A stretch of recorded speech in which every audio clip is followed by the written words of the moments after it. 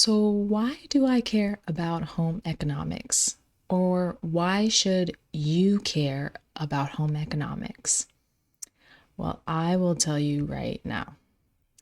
Matthew 7:24 through 27, which is my favorite verse in the Bible, states that anyone who listens to my teaching and follows it is wise, like a person who builds a house on a solid rock.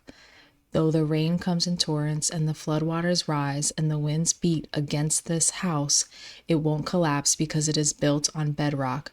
But anyone who hears my teaching and doesn't obey it is foolish, like a person who builds a house on sand. When the rain and floods come and the winds beat against that house, it will collapse with a mighty crash. Building on a solid foundation in Matthew 7:24 is literally the whole reason why home economics is very important. Okay? We can't build sandcastles anymore. The processes that we build, the relationships that we build, all of these things need to be on solid ground. And why do I care about home economics is because number one, it's not talked about enough, and it's not taught enough for me in the mainstream, I guess you would say. It's an elective, I assume, in schools and public schools still, but it's just not a light shine. There's not a face for it. And do I wish to be that face? Sure. It's up to you. Not really. It's up to God. But, and also I just see the home function is the same thing as the heart function.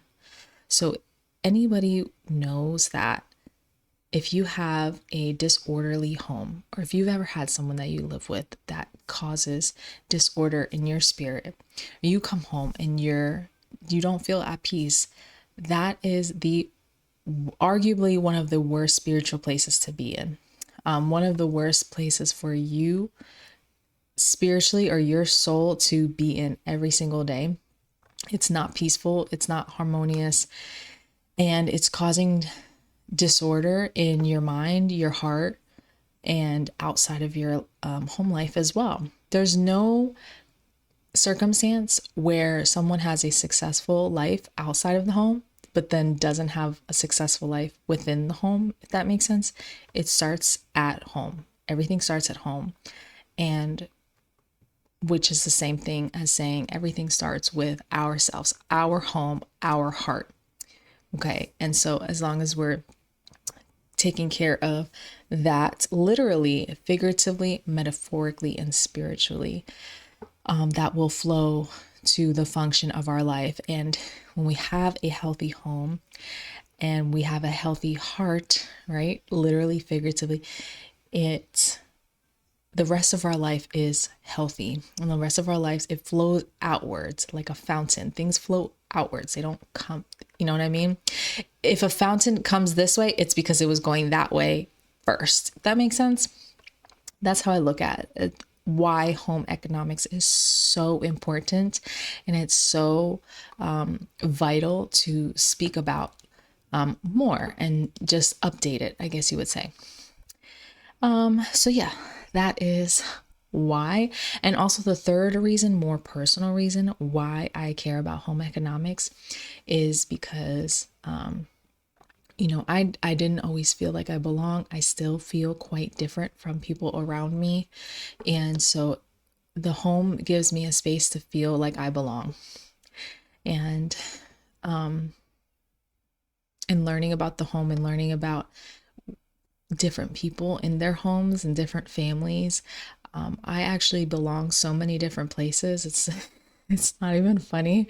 I have so many different places that feel like home to me. So it's kind of like that saying, home sweet anywhere with me,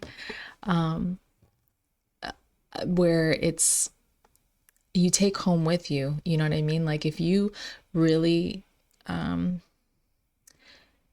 find a home within yourself, you can find a home anywhere, right? And so the first step in doing that is understanding the home within you, right? And how you function and things like that.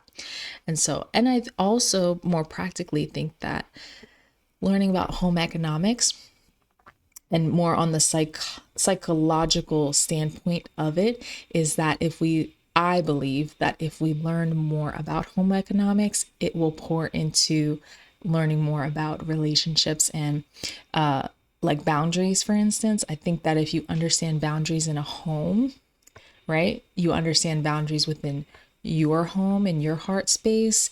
And then you can, you grow up and you go into someone else's home, or it just helps you understand boundaries, basically. I think it just translates so well when you put boundaries and rules in the home, and then you can also do it in relationships, and you can also do it in, your work life, or, things like that.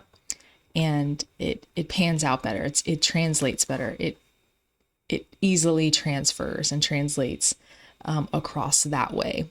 Whereas you can't really do it back the other way around, like I said, stated earlier. But yeah, so that's home economics. I'm just really passionate about home and garden, home technologies. And yeah, I don't know how many times I've said home in this video, and I'm pretty sure you're sick of me saying that. But maybe not, because you're watching this.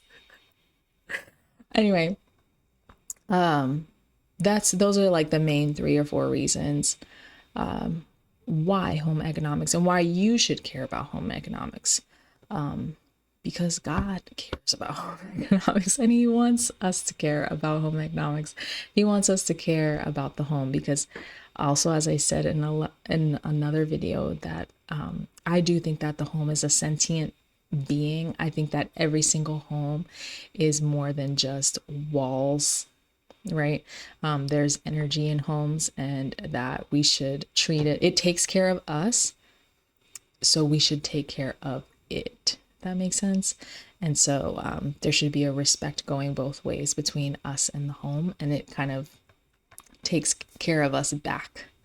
And I just think that's just a beautiful exchange that is just great, like just so overlooked, awfully overlooked, matter of fact. And so, yeah, thank you for listening.